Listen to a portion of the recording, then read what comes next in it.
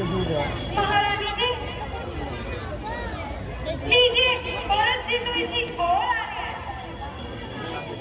महारानी जी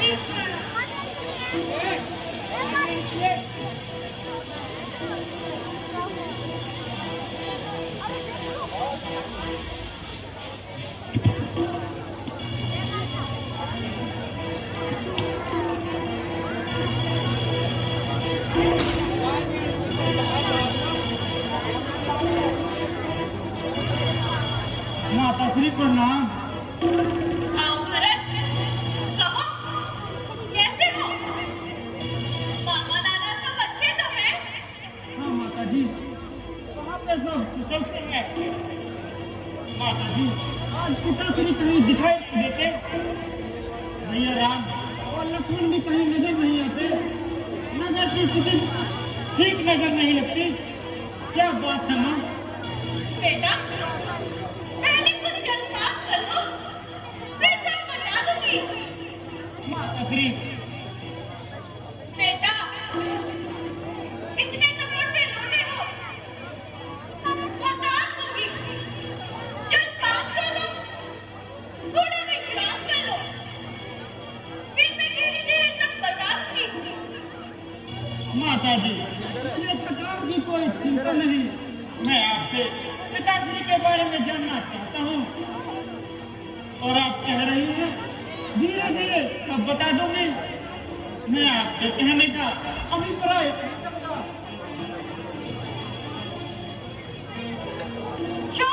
क्या हुआ मां? महाशोक, क्या हुआ मां? तुम्हारे पिताश्री, क्या हुआ पिताश्री को? तुम्हारे पिताश्री एकदम से दौड़ क्या गए। कहा?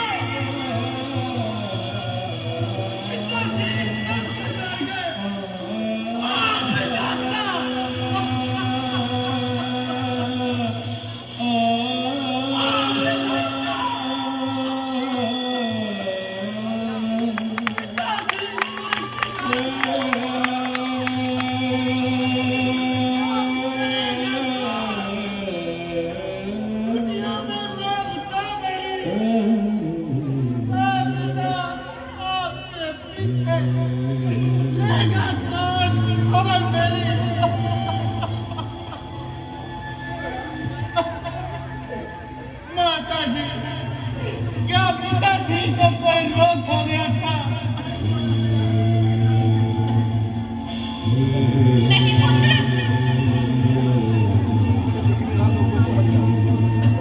जीना मरना तो विधाता की।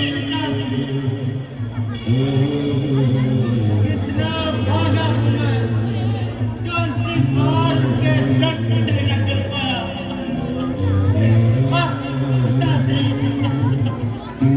माता जी, क्या पिताश्री को कोई रोग हो गया था? नहीं पुत्र, ऐसा कुछ नहीं हुआ। बस आपका ही वियोग उनकी मृत्यु का कारण बन गया। राम कवियो, ये आप कैसी असमंजसभरी बातें कर रही हो? मुझे ठीक प्रकार से समझाओ। बेटा ठीक तो मैंने सही समय पे कर दिया, अन्यथा अनर्थ हो जाता। कैसा अनर्थ मां? कैसा अनर्थ? अरे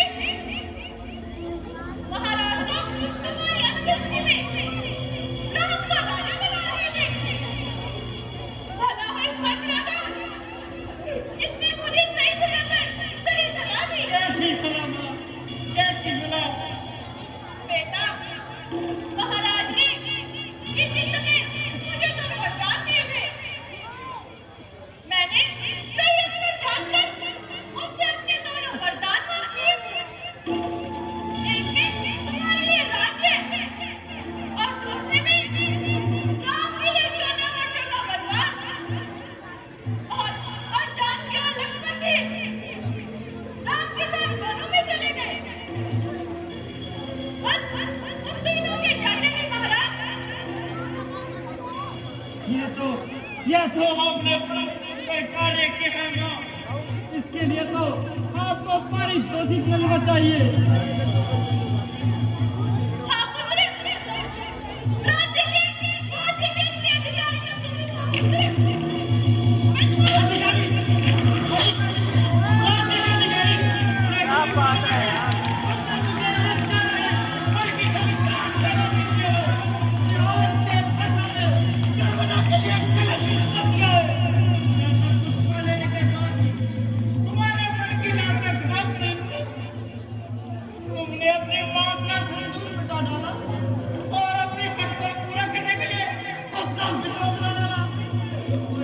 को शत्रु के नाम से कलंकित कर डाला। विवाह के पश्चात पिता की मेरी कौन से गुस्से में भीग रखा, बस मेरे अधिकारी बोलने की लाशा अभी तक समाप्त नहीं हुई। उसने पुत्रों में पालने के बाद भी तुम्हारे अधिकार की ज्योति ज्वाला बन भाई लो यार ठंडा तो नहीं मंगा लो। यही तेरी रक्षा का भाग है। जीवन में भी किसी एक का ही respect होगा। और अच्छे सब लोग माया की विपरीत एक ही रक्षा ही नहीं करनी पड़ती। जीवन तो माता कौशल्या और माता सुमित्रा का है, उनके अधिकार की ज्योति ज्वाला नहीं बनी। भरत, हर किसी की प्रकृति एक समान नहीं होती। उससे शासन क्यों लग रहे हो? धिक्कार है मेरे जीने पर, जो मैंने तुम जैसे खबर से जन्म लिया।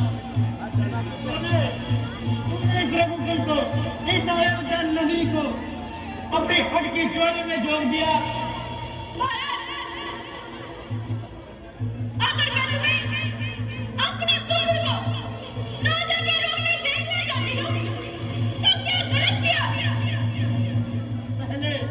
पहले तो तुमने अपनी सीमा से इस बड़े मुल्क को झाड़ दिया, इस साल सुनार धन नगरी को मरघट के समान बना दिया, और अब तुम ये चाहती हो मैं इस मरघट में राज्य करूं।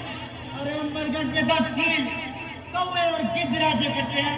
क्या मैं चील हूँ, क्या मैं कौवा या गिद्ध हूँ, तो इस मरघट में राज्य करूं। पुत्र, मैंने जो कुछ भी कहा, मैं सब तेरे भले के लिए कहा।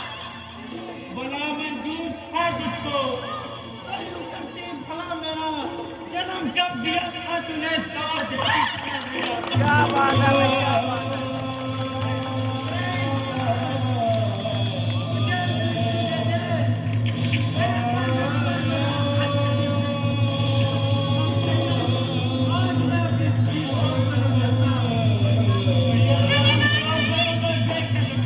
तुम्हारे जीवन में टुकड़े टुकड़े नहीं भरत, नहीं। ऐसा मत कहो। इससे अच्छा होता मेरा जन्म ही न हुआ होता, कब से कमाल में व्यक्ति मौत न मरता। ये राम को दिनों में भेज देते, तुम्हारे जीवन के टुकड़े टुकड़े क्यों न हो गए। भरत, ऐसा क्यों कह रहे हो? मैं तुम्हारी माँ हूँ। तुम मेरी मां नहीं हो सकती, तुम तो कलंक हो कलंक, रघुकुल के माथे पर एक कलंक। जी चाहता है अपने कान को देखते रहे। मेरे दूध की लाज तो रख लेते। वही तो आज मुझको लगा रहा है। जब मुझको ये खबर होती तो दुनिया नहीं चल देता। ना पिता दूध मेरा, पिता दूध देता। मैं करूँ से गर्भ में ये मैं याद करता, बदलते था तेरे को। या मुझको भरत, नहीं, ऐसा मत कहो। अब क्यों मना रहा हो चुका? अब तो उसे लौटाया नहीं जा सकता। बस ये धैर्य धारण करो और सब दुखों को त्याग कर पंचायत के लिए राज्य करो। राज्य करूं, कदापि नहीं। अगर मेरी आवाज इस लोक से उस लोक तक जाती है, तो पिताजी आज से दिल्ली के, आज से अब करो, अपनी माता के गया, मैं बता के क्या करता है। बस हो चुका जो होना लिखा था, जो हमारे भाग्य में राम का सेवक चला, राम के राज्य में।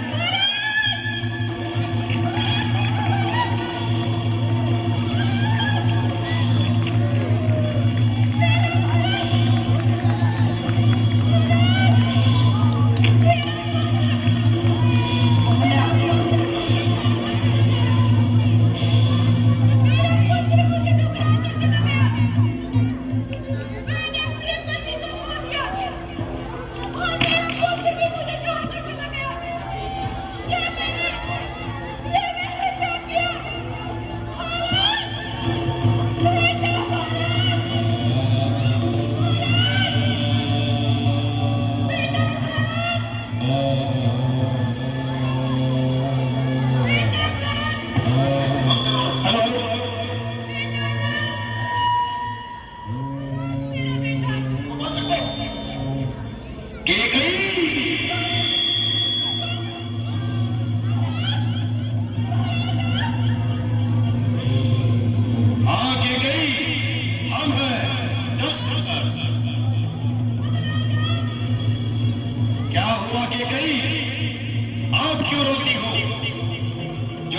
चाहिए था वो तुम्हें मिल गया।